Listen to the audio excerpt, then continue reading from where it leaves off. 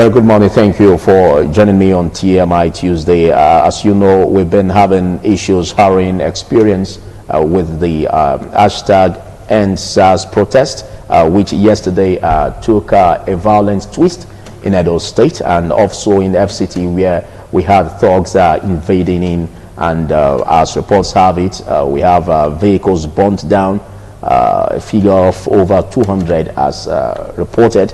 And we're looking at this issue, even the jailbreak yesterday in Edo State, and all that turned out the issue of destroying government property, police stations, some police stations being burnt down, and of course lives being lost also in the process. It's really calling for an attention. How do we really tackle this is becoming an issue. But there has been a curfew imposed in Edo State, which started yesterday by 4 p.m. and it's a 24-hour curfew, and it goes on till further notice. And the harrowing experience that people were faced with over not being able to get to their workplaces because of the protest, which turned violent yesterday, necessitated the reason for the curfew to be imposed. Well, I'm your host on this show, Philip Omo-Gyupong. And with me in the studio, I have a political analyst, lecturer, University of Benin, Neville Obakedo. Thanks for joining me, Neville.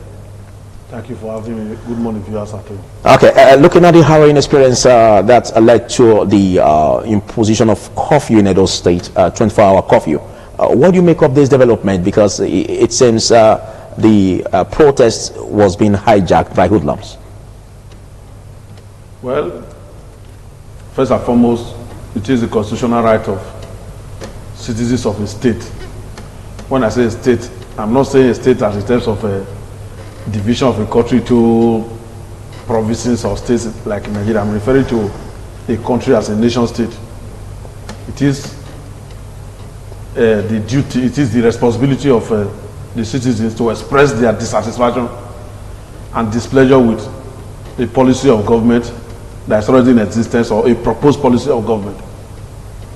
Like in every normal human situation,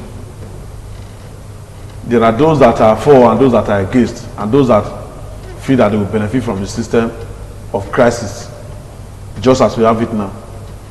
I've watched clips from television screen of how some of the leaders of the protests in quote, how they have come out to condemn arson, destruction of property, looting, and so on and so forth. So it goes to show that in every crisis situation, there are those who see that as an opportunity to carry out their nefarious activities, or as an opportunity for them to benefit from the crisis that is on ground.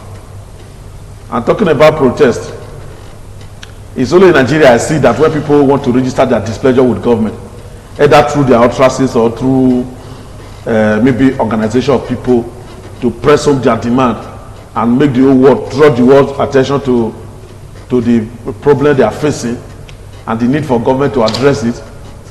Government will try to criminalize the process by saying that those statements being made by those people, the aggrieved persons, they couch it as a hate speech. They look for every means, every legal means at disposal of government to silence the opposition, to silence the opinion of those that are aggrieved with the activities of government. And at the end of the day, but did you see that happening? Because to a large extent, even the government provided an opportunity for the protests to really pop up. Why it was turning violent? Probably that's where they had to come in and started indicating interest to make sure that the property of the government and lives are protected. You see that with the reaction that we have seen in Edo State, the curfew that you referred to. I don't want to go into the legality of the curfew that has been imposed by Edo State government. But Edo State is like one state out of 36 states. Other states in Nigeria have they imposed curfew. As the federal government imposed curfew, the answer is no.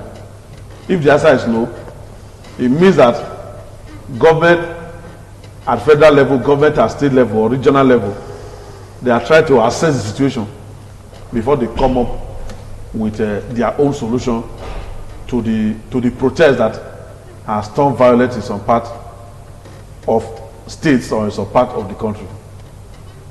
Now, I was saying that government lay foundation for protest. Government all over the world lay foundation for protest. Just permit me to give some example. During colonial rule, women were to be taxed in the eastern part of the country. The colonial government wanted to tax women in the eastern part of the country, and that was like an abomination in the eastern part of the country. The women revolted. If you ever heard of, you're talking about the Aba riot? Aba women riot of 1929, the women protested. The colonial government laid foundation for it. If you look at what happened recently in the United States, even this era of COVID-19, you see people in America and other parts of the world protesting under the name of Black Lives Matter. It is now a movement worldwide.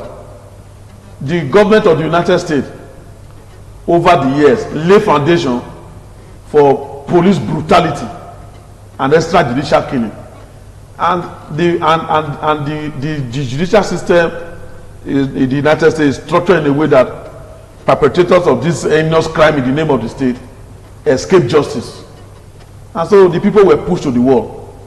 That is to say, the American government laid foundation for the Black Lives Matters movement. Then we look at a time in the Philippines when President Ferdinand Marcos was president. The way and manner he was presiding over the affairs of the country laid foundation for an uprising which made him and his wife to escape and brought a democratic government. As we are speaking in Nigeria just now, the massive protest that we are seeing across the country is as a result of the attitude and policy of government. Okay, let's look at the intervention of government, like the imposition of the curfew, which really has started in Edo State, and the constitution of a judicial inquiry, a 12-man judicial inquiry headed by Adahe Gyamusoy, to look into issues surrounding the protest and also find a way to compensate victims of police brutality and extrajudicial killings. Don't you think that's the right way to go?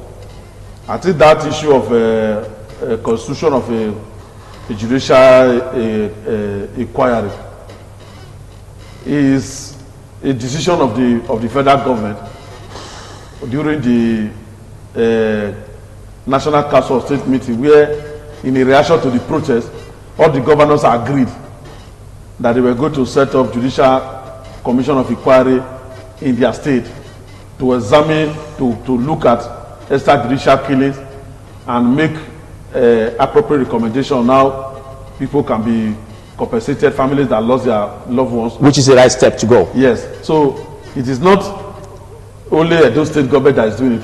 It's all the state of the federation that are doing it, and it's a decision of the National Council of State. Okay, but you see that as the right way to go, and how can this be addressed using this constitution? Yes, if government for once have decided to right the wrongs of the past by setting up a commission to look at those that were killed extrajudicially by those who are supposed to secure them. By this I'm referring to police and SARS in particular. It is a welcome development.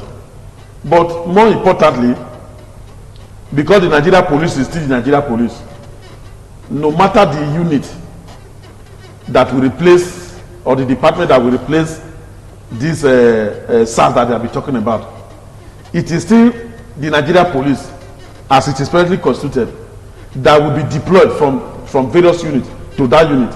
Like they are talking about the SWAT. I've never seen any time police call for recruitment and they say the people they want to recruit, they are just going to treat them as anti-armed robbers police. Or they want to do recruitment, it's only anti-kidnapping police. The police is the police. You go for police recruitment and you learn the rudiment of policing. Then when there is a unit, they cannot deploy people to that unit.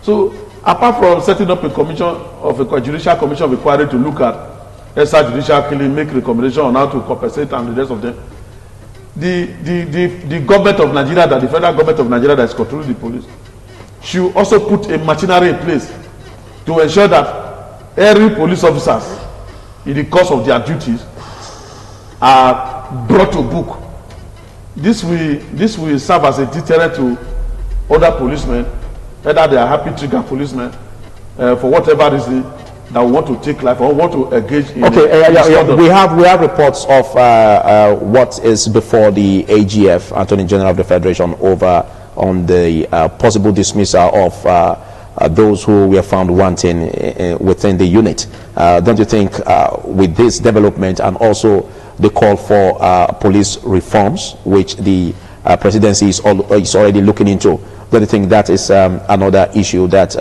we see the light of the day as the presidency is embarking on that?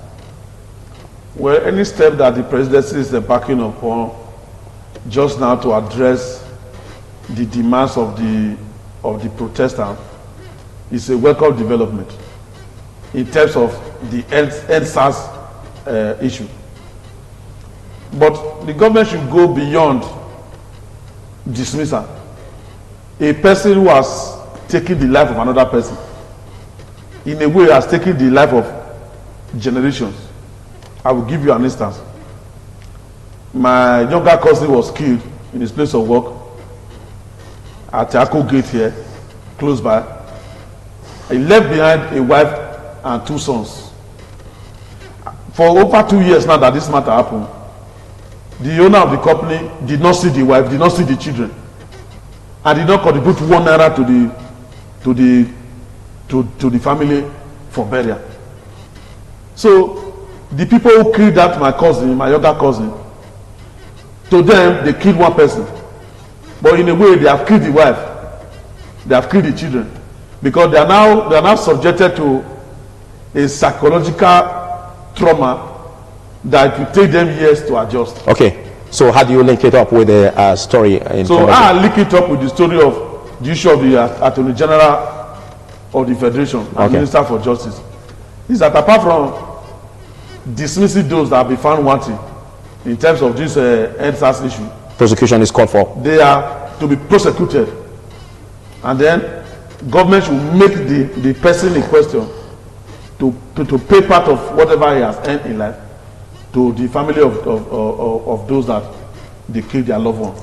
Okay, how do we end this whole issue, this protest? Because some indigenous, the FCTR reports have it, is that they are saying that protesters should end the protest and they should leave the streets. And even the leadership of the National Assembly had a closed-door meeting with the president a couple of days back, and they're still saying the same thing, being that the issues raised by the protesters are being addressed. Don't you think there should be a room for dialogue at this point?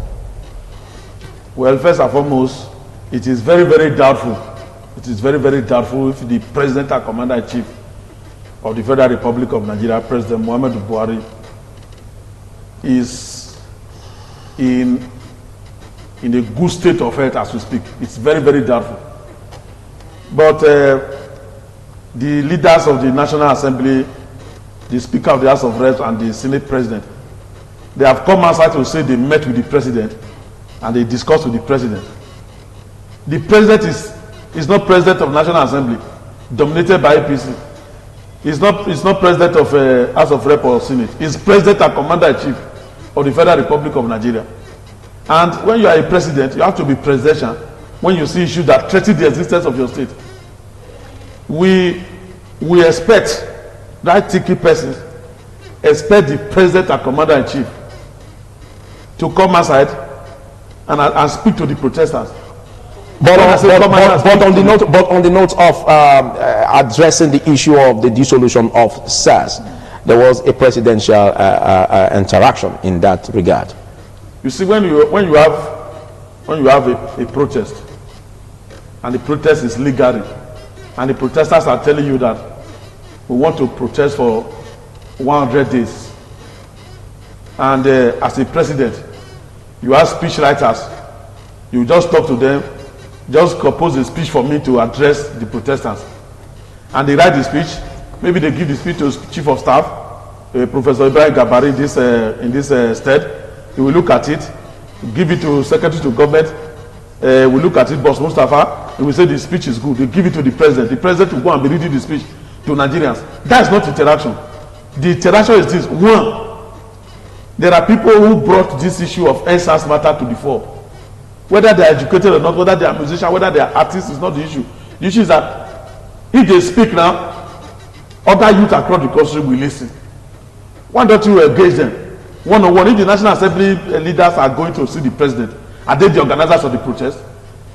Now, what I was watching them on television, what they were saying after meeting with the president, and I was like, how did we get to this state that people like this, who do not have leadership finesse to lead this country, even in a moment of crisis, can come and be saying, we are talking to the protesters, we are doing this, we are doing that one, they are blocking the road, they are blocking the road, they are doing this, they are doing that one. I was feeling for this country when I watched them speak to pressmen. They were not even talking to the protesters, they were talking to pressmen, they were asking questions that were directed at them by the pressmen. You see, by my own orientation, by my calling, maybe because of the little knowledge that God has given me, I thank God for it. There are situations that people find themselves, they don't know what to do. If you don't know what to do, you don't know how to think in the right direction. You pay people to think for you, you pay people to tell you, to guide you on what to do. When Obama was president, I read in one of the papers that he had 99 advisors. Those advisors were advisors on Africa affairs, Arab matters, economy, defense, and so on. Because he's not an expert in all these areas. If we pay them to think for him, to write for him, to tell him what to say and what to do at a particular time, in line with American both foreign and domestic policy objective. So you don't see that going on? Just now, the president has not addressed the protesters, the National Assembly leaders, the leaders of the legislature. They have not addressed the protesters, and they have not addressed the issue of NSAS. Because when you say NSAS and you say we have ended SARS have been scrapped, the people that were in SARS, you have not taken them to hospital to check them if they are in the right state of mind. Those of them who were brutal on citizens. You did not set up a rehabilitation, a place where you are going to quarantine them and check their psychological fitness before you deploy them to other parts of police unit and the rest of them. You just say you have ended SARS, you are established SWAT. Then the next thing, the people should leave the road. We are going to make sure that they increase the police around the rest of them. That is not the issue. And if you listen to these protesters across the country, I'm not part of them. I'm not an organizer of the protest. But if you listen to them, you will see that beyond NSAS, there are other issues that they have been talking about. I watched those that were protesting in Warri. They said they want MPA in Warri to be working. They want refinery to be working. And some of them were complaining about the road. This road that leads from here to Warri, the road that leads from Warri to Port Harcourt, East-West Road. And these are issues that the government is supposed to put a machinery in place now to harness them, aggregate them and articulate them and see how they can prevent future violent protests. Okay, we understand that these issues are germane and the demands also are, but let's look at the aspect of raising a leadership. You know, it's one thing to protest, it's another to also go to the table and find a way to dialogue issues out in order to get them resolved. Don't you see that there's a setback within the whole issue of protest, in the sense that the protesters are still not looking up towards getting a leadership, a right leadership that can engage the government in all of these demands they've raised? Do you see that as a setback? Well, to watchers of the protest, the inability of the protester to have a form of organized leadership is a problem to them. But to those who know about protest without leadership, the consequences of protest without leadership on a nation state, they will not be seeing the lack of leadership in this among these protesters as a problem to the protesters, but as a problem to the state. As we speak, we can cast our mind back to a protest in Africa here, northern part of Africa, that led to the collapse of a government that was there for about 30 years, referring to the government of Northern Sudan led by al-Bashir. This was how the protesters started, without a leader, and they were calling on the government to resign, and the government did not take that matter seriously. Instead, the government started imposing curfew. The government started cracking down protesters, and the protesters were undeterred until the government collapsed and military came to say, we want to restore peace and order to our country. Now, this was how protest started in Nigeria. Yes. When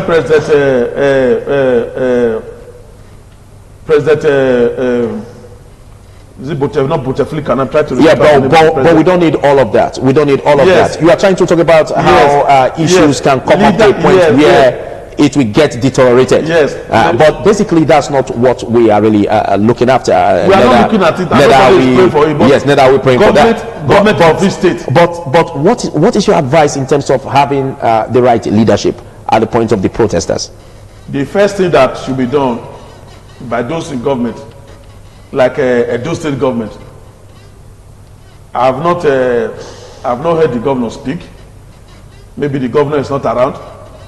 But if the governor is not around, the governor should transmit part of his powers, including the power to impose a curfew to his deputy to act as governor while he's not around. In that situation, the deputy governor, who will not be acting governor of some sort, can reach out to the protesters and say, okay, send 5 to 10 people from your group. The governor or the government of Edo State want to interact with you. Government can create situational leadership for the protesters if they don't have, and they can do that across all the states. Okay, I'll do that across all the states. Yes. So the governors forum should put that as an agenda in a way of finding a lasting the solution. Should now have leaders to engage. Okay. In terms of what the government is trying to do to assuage the sufferings of Nigerians, not just the suffering of those who have been clamoring for NSAS, because across the country now, the matter has gone beyond NSAS. As a matter of fact, I was listening to one of the organizers of the protests in Edo State here. He said NSAS is not just police, what do you call police anti-robbery, police brutality, and extrajudicial killings. It's also against bad governance. Yes, bad governance, and it's also end salary for House of Rep and Senator. Okay, you made mention of interacting with the leadership, and we have a situation where there seems to be a lacking capacity in raising leadership. Now, some have also said that vast social media platforms will be the right way in terms of the protesters, the youths, finding a way to really vote for those or elect capable hands via the social media platforms in order to stand in the gap and interact with the government over these issues. Don't you think that's a right way to go so that it can have legitimacy from the youth body? In that situation, if the government feels that because the protesters they are always using the social media to propagate their issues by sending videos and the rest of them, it's a question of having, I'm sure all the governments of Nigeria, whether state, local and the federal, they have ICT unit. They can, through the ICT unit, engage the protesters, their leaders, by also exchanging video and video calls and the rest of them, to establish a contact with them from there, call them for a meeting and ensure that they guarantee their security, that they are not going to be arrested. I believe that they will come for a meeting and then this whole issue of lockdown of the country can be addressed, and then people can go about their normal businesses if there is assurance and the machinery is put in place to address the immediate issues that led to this protest. Thank you, KJ, just watching us as TMI Tuesday, and have been having an interaction with political analyst, lecturer at University of Benin, Neville Obakedo, on national security, #NSAS protest. And you agree with me vividly that there is this issue about having the exercise Crocodile Smile 6 to tackle the issues of terrorist activities in Nigeria. There's this tradition that it comes up with that from October to December, there's always this body, this unit of the military coming up to tackle this aspect. But there's still a very new emergence, an emergence of having them to also take over the cyberspace looking at a way to track, identify, track, and also counter negative propaganda in the social media and, of course, in the cyberspace as a responsibility of the exercise Crocodile Smile 6 as announced by the Nigerian military. Do you see this as a coincidence that is happening now that we're having this protest? Do you see this as a way forward in terms of arresting issues of terrorist activities? Well, the protesters in Nigeria right now have not been declared as terrorists, and I will not be able to now see the Operation Crocodile Smile is aimed at cracking down on the protesters. No. The acting director, Sagi Musa, said that it is not on the protesters, but against terrorist activities. Now, you agree with me that the Boko Haram sect has been on, and this whole issue about finding a lasting solution to decimate them has been on also. So this is towards the direction of ensuring that terrorist activities do not really pop up or are brought to a standstill. But you see this as what could also affect negatively the protest? That's the question. Well, the Nigerian armed forces, the Nigerian Army, the Air Force, and the Navy, they have a mandate to ensure that the territorial integrity of Nigeria is maintained and not tampered with, either by foreigners or by domestic elements who want to threaten the corporate existence of the country.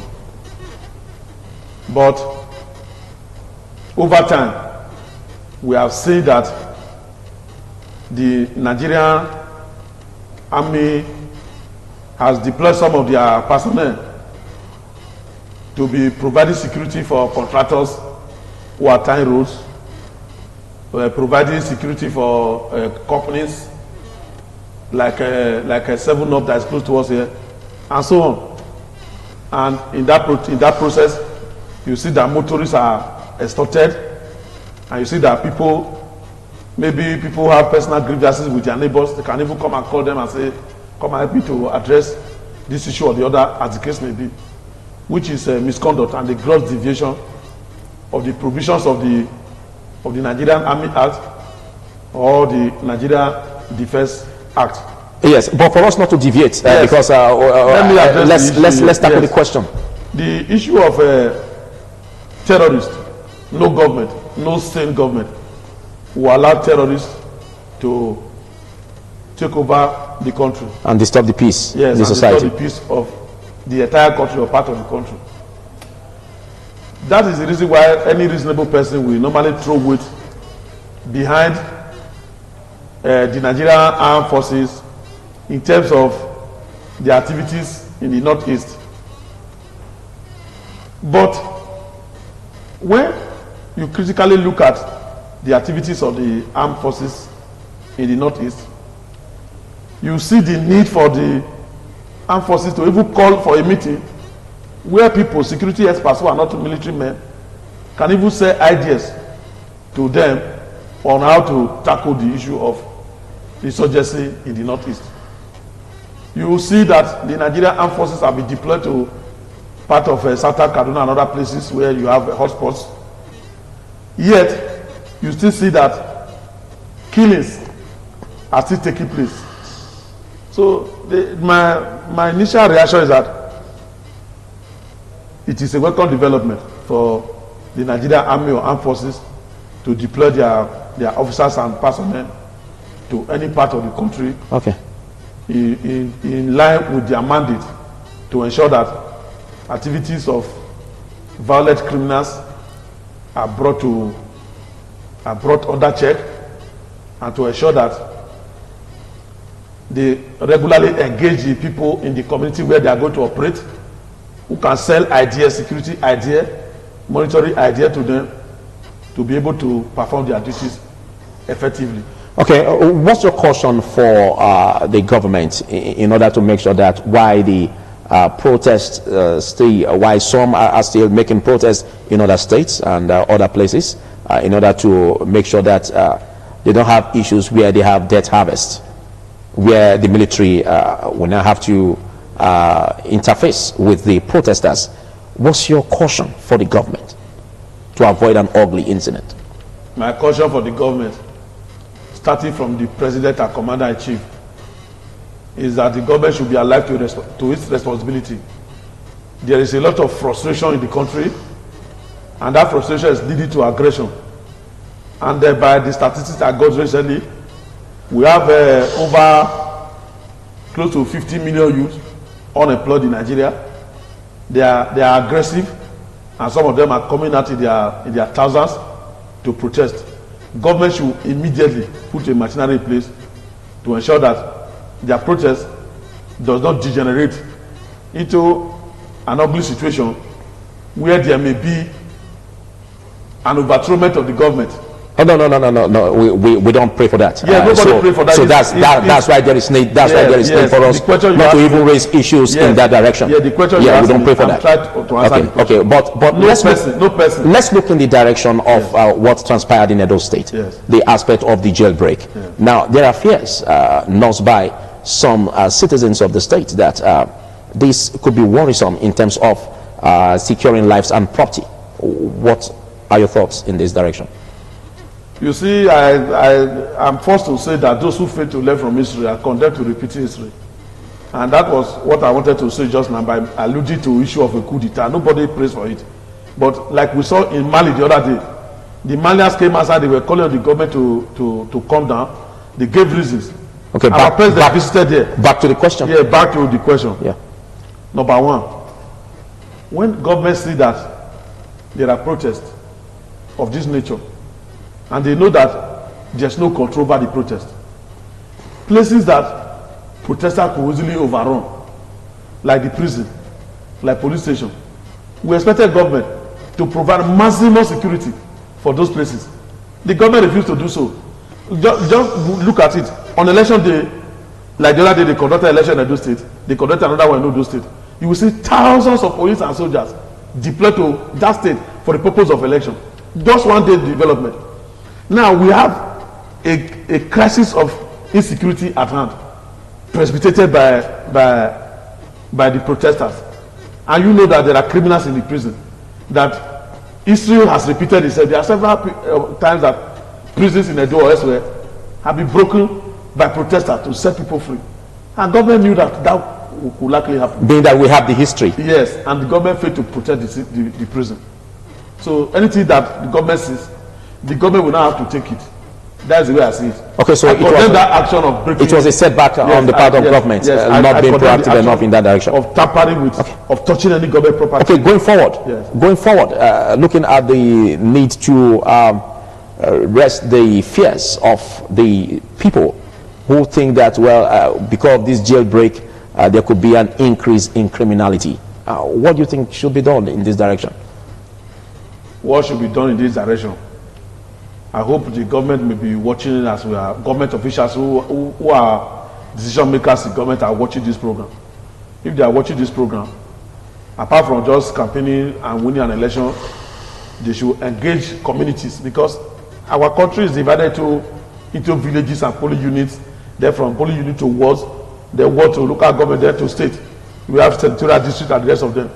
For purpose of politics, we can easily assess these people. But when it comes to issue of security and provision of amenities to the people, we no longer go back to this arrangement. What I expect government to do right now is to engage the leaders of various communities.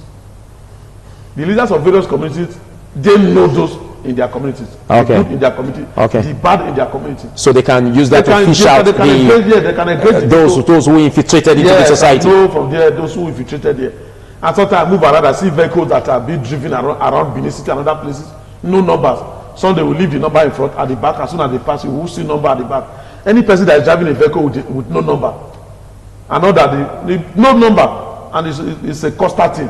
You know that the person is having criminal intention. And police will still collect money from some people and allow them to pass by without saying you must identify yourself and identify this vehicle. Otherwise, the vehicle will be impounded, and so on. You see bike men riding bike at other places, no number.